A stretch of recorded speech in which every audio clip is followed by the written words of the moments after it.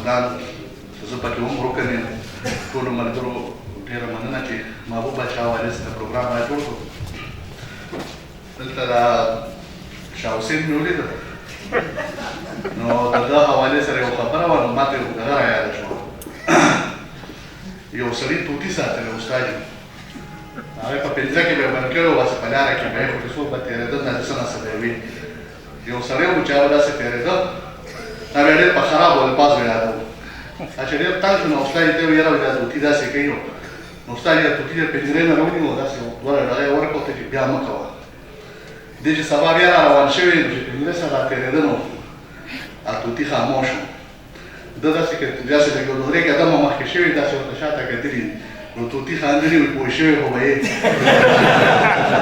نو شاه حسین موجود دی ډېر هم پوه شوي ظاهره خبره بل زمونږ یو کامل صاحب زمونږ استاد دی دې نه ډېره زده کړه کوو خو بعضې دي علامتي خبرې په هغې موږ نه پوهېږو اوس هم یو وختي چې دې مېلمانه راغوښتل نو یو علامتي خبره یې وکړه زه بې پوهه نه یم زه به چې دې وضاحت دې وکړي نو ښه وي او هغه دا دی چې ټول مېلمانه مشران چې راغوښتل نو چې راشي سټیج باندې مشرانو سره کښېني افکار صاحب دپاره وي چې دې راشي او په ډبه کښېني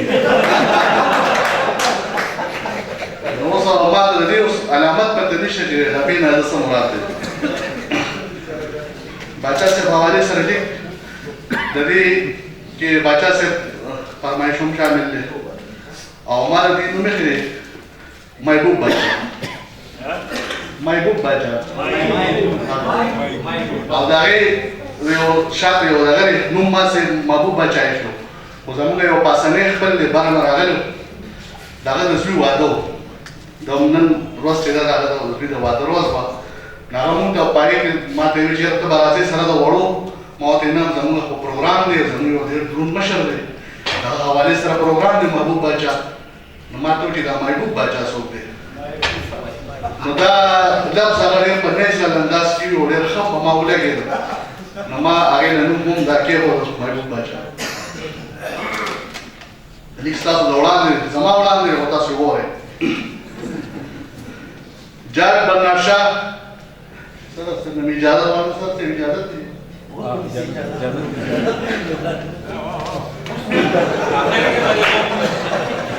دا صدر صاحب حوالې دا خبره پکې بله راځي د هغه طرف ته یو مشاعره شوې وه نوم هغه زینو نالمه نو هغه مشاعره دلته په پاکستان کې دوه څیزه نه کنټرول کېږي یو غریب کربچي او یو مشاعرې دا چې یو غریب کروشي دا دی کروشي نو هغه مشاعره وه او ډېره اوږده مشاعره وه تر دې حده پورې څنګه خلکو به کلامونه اورل داسې به تښتېدل دا شان چې کوم صدر و هغه به وخت په وخت بدلېده یو ډېر سینیر شاعر دی اوس وفات شوی الله دې وبخي هغه چې کله صدر شو نو هغه سټیج خالي و او هغه ناست و کمبل یې ځان ته تو کړې وه ورو ورو د خپې بره صوفې ته وختې بیا چې دی نو کمبل کې بدن هم نور غیب شو اخري کې سر هم غیب شو نو یو شاعر یې راپاس و هغه وخت کې هغه سټیج سیکرټري چې و نه خپله مسوده پوره په هغه پروګرام کې اورولې وه د شاعر د راغوښتو نه مخکې به نیم غزل وې نو هغه چې شاعر چې راغی سټیج ته نو د صدر صاحب په اجازت نو صدر صاحب خو بیخي مراقبه کې و دې ورته وایي صدر صاحب نو صادر نه آواز وکړو وایه که یار څه دي اوس وایه ما نه څه نه تپوس کوي دا لیک ته به راشو جاج برنار شاه یو ورځ د سرمایهدارو خلاف یو جذباتي تقریر کولو تقریر خلک ډېر جذباتي کړي وو برنار شاه په ډېرو جذباتو کې وویل چې دا څومره ګاډي په دې پارکینګ کې د مالدارو خلکو ولاړ دي دا ټول ستاسو د وینو نه جوړ شوي دي او ستاسو په وینو چلیږي دا کور سوځول پکار دي خلک په ډېر جذباتو کې ګاډي پسې روان شول برنار شاه یکدم آواز وکړو ویل لږ صبر وکړئ خبره واورئ خلک ودرېدل برنار شاه وویل بهر یو سور رنګ والا سپورټس موټر ولاړ دی هغه زما د هغې ته خیال کوئ خو دلته دا وضاحت ضروري دی چې جاج برنار شاه سید یا میان نه دی د شاه نه د سلطان اندازه نه لګي هسې هم د شاه نه عموما اندازې ته نه دي لګي مونږ چې کله سکول کې وو نو ډېرو تعلیم یافته خلکو په شان مونږ ته هم سکندر اعظم چنګیز خان افلاطون کلک مسلمانان ښکارېدل او رحمت الله علیه به مسله ضرور وایي دا خو بیا وروستو خبر شو چې څنګه د خریو بلا قسمونه دي دغه رنګ د باچاګانو بلا قسمونه دي یو قسم باچا هغه خلک دي چې موږ ټول لپاره محترم دي. یو قسم باچا خلک لیونو ته هم وایي چې اړو پس پوهېږي نه. یو قسم هغه باچاګان دي چې د سکول په هر کلاس کې استادانو جوړ کړي هغوی د هر قسم ټسټ او امتحان نه مبرا وي. یو قسم هغه باچاګان دي چې پخوا به دربارونه قایم کله به یې کلي بخله او کله خلک. په دغه قسمونو کې اوس صرف د تاش باچاګان پاتې دي. یو په کور کې باچا وي چې هغه د ګټې وټې غم نه کوي. دغه کار صرف سهار سکول ته واړه بوتل وي او ټوټې کې واپس راوستل وي. د کور سود سودا کول وي، د ګټې وټې غم یې د کور ودانې په غاړه وي او چېرته جاب کوي. دا قسم باچاګان نن سبا لږ ډېر شوي دي. محبوب باچا صاحب کوم قسم سره تعلق ساتي؟ د دې حوالې سره ته 40 قسمه معلومات رانه کړل. د یو دروند شخصیت حوالې سره چې تا سره معلومات لري او لیک دې په سر وي نو بیا 3 لارې دي. یا د هغه شخصیت حوالې سره کتاب، یا د هغه شخصیت سره څوک ناست پاس سړی چې د هغه معلومات وکړي شي، او یا کشف. خو څنګه چې به د امتحان په ورځو کې بوکسیلران سره پاکټې شا کېدلې، دغه رنګ چې دا پروګرام جوړ شو او ما ته د لیک حکم وشو نو د باچا صاحب حوالې سره کتابونه هم غایب شول. د باچا صاحب سره زما تعلق ډېر لږ وخت دی، د کله نه دی دا معنی ډېر دی. خو دلته په پریس کلب کې د چا د کتاب مخکتنه وه او زما پکې لیک و. د پروګرام نه پس چې کله سټیج ته مشرانو له وروختم نو باچا صاحب ډېر په مینه راته راغوتو او ډېر داد یې راکړو. تر ډېر وخت یې ځان سره نیولی وم. ما د هغه وخت دا اندازه ولګېده چې باچا صاحب واده نه دی کړی.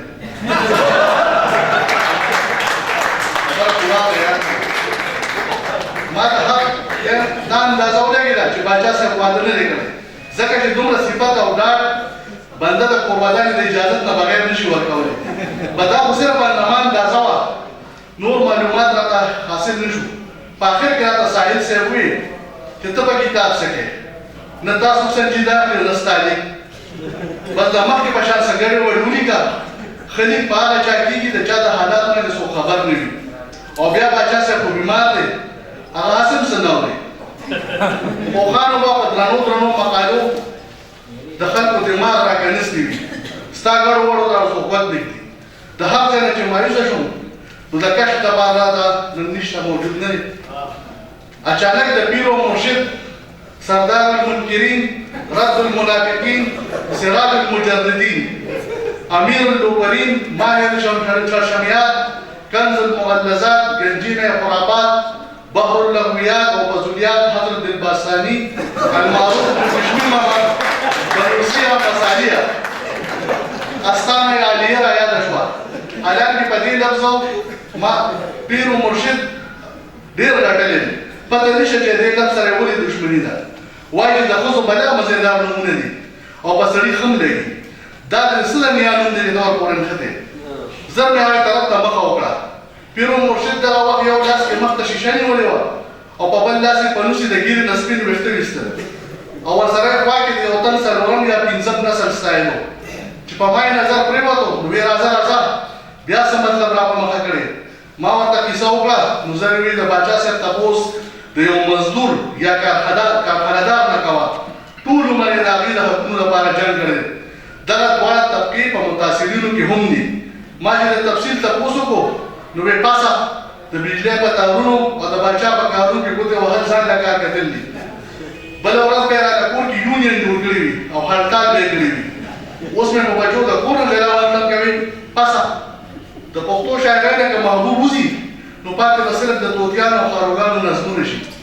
د محبوب د سمدلۍ ذکر ډېرو شاعرانو کړی دی. کم او بیش هر شاعر د محبوب د ناز ودانه تنګ دی، خو دا واحد محبوب دی چې د سمدلۍ په ځای د هړتالونو او یونینونو نه خلک تنګ دي. باچا صاحب کوشش کوو چې مزدوران یو شي او د خپل حق تپوس وکړي، خو مزدوران هم لکه دغه چوک والا مزدورانو په شان لالچانو کوم چې یو ځل یو حاجي صاحب د کور د ګټر د صفایۍ لپاره بوتللي. حاجي صاحب چې مزدورانو لپاره چوک ته راغلو نو یو تن هم دغه کار ته نه تیارېدلو. په اخره کې یو درې مجبوره او کمزوري کسان تیار شول. حاجي صاحب موټر کې کېنول او بازار ته یې بوتلل. هر تن یې د کور دپاره راشن واغوست او رخصت یې کړل او ورته یې وویل چې کور کې هېڅ کار نشته، دا خو ما زکات دپاره مستحق خلک معلومول. حاجي صاحب په سبا بیا چوک ته مزدورانو پسې لاړل. مزدوران خبر شوي وو، ټول ترې راتاو شو. حاجي صاحب ورته د کار وویل، ټول تیار وو. حاجي صاحب ته په جګړو یو لس مزدوران کور ته راوستل، کار یې ورته حواله کړو، ګېډ یې ورپسې بند کړو. تر ماښامه یې پرې کار وکړو او دیاړي یې هم کمه ورکړه او ورته یې وویل چې لانجیانو بیا داسې ونه کړې.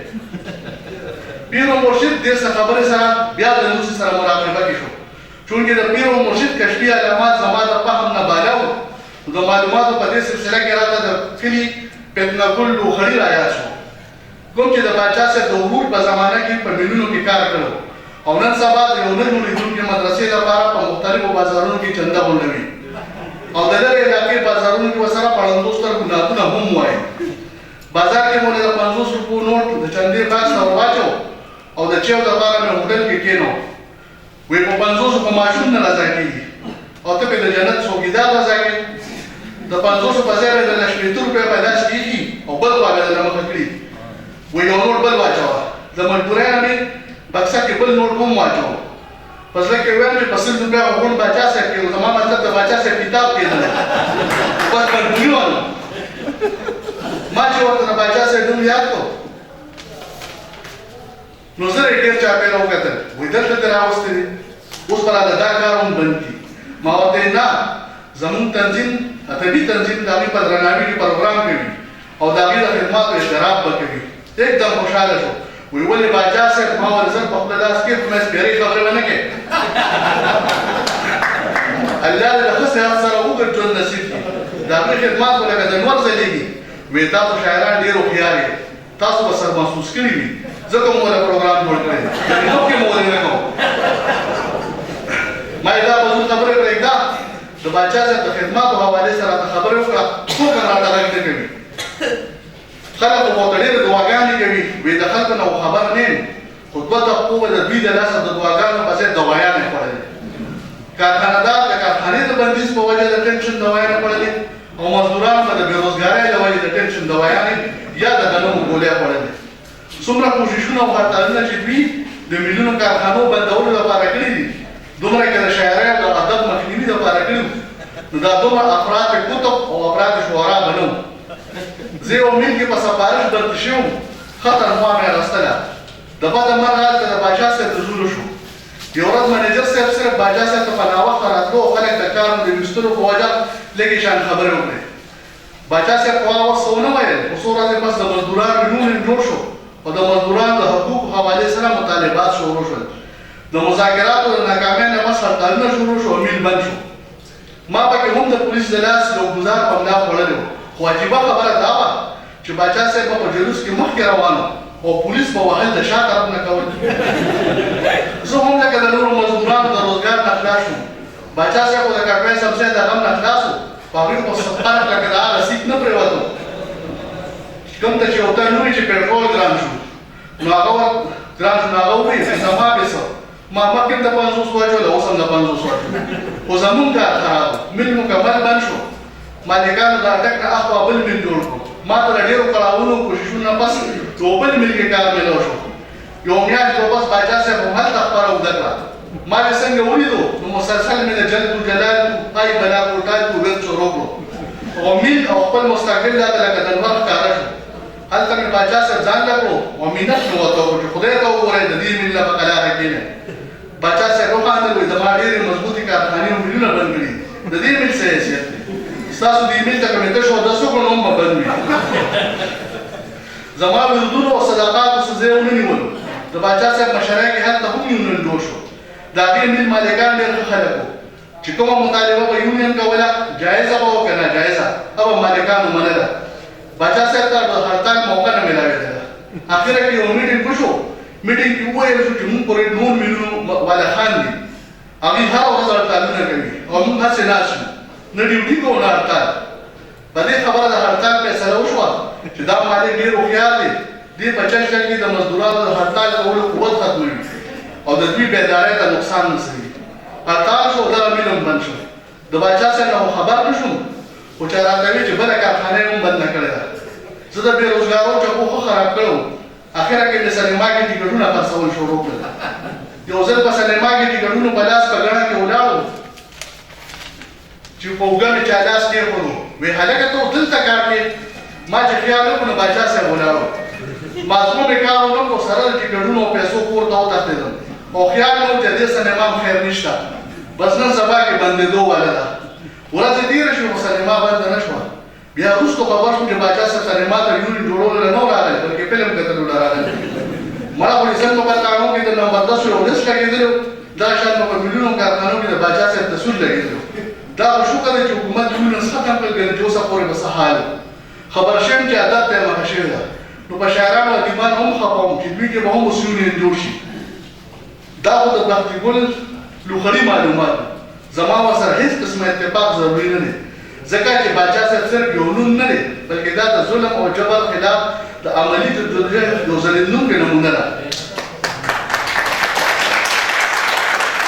الله دې په آل اولاد کې برکت واچوي خو دلته راته یو تن وي چې باچا صاحب بچي نشته نه لیږل او نه ځکه چې واده یې نه دی کړی او د بابا نه یې هم لکه د هغه سړي په شان سوال نه دی کړی کوم چې د یو بابا مزار ته تللی و نو د بچو د پوښتلو یو زانګو کې ناست و یو سړي دې تپوس وکړي کاکا دې زانګو کې څه کوې وایي د بچو دپاره دعا غواړم چې الله یې راکړي وایي کاکا واده دې کړی دی هغه ورته وایي چې واده مې وکړه بیا پکې د بابا څه ضرورت دی یقینا چې د باچا صاحب واده به هم د ظلم او جبر خلاف او د انصاف او مساواتو په حق کې د حکیم د خلقال د عادت د وجې لکه دا عادت نه وي شوي کوم چې د یو مذهبي دورې نه واپس راغلو نو کور کې قربانانو سره جنګ چاته د جنګ د وجې تپوس وکړو نو هغه ورته وویل چې زه دې ته وایم ګیره پرې او دا نه پرېږدي هغه تن ورته وایي چې ټیک وایي که نه د ښځو خو ګیره نه وي دغه تن وایي دا ما ته هم پته ده خو نیت خو دې صرف وکړي که نه اوس کېدي چې د بچو د پیدایش حوالې سره هم هغوی د ښځو د حقوقو لپاره هلکار کړي وي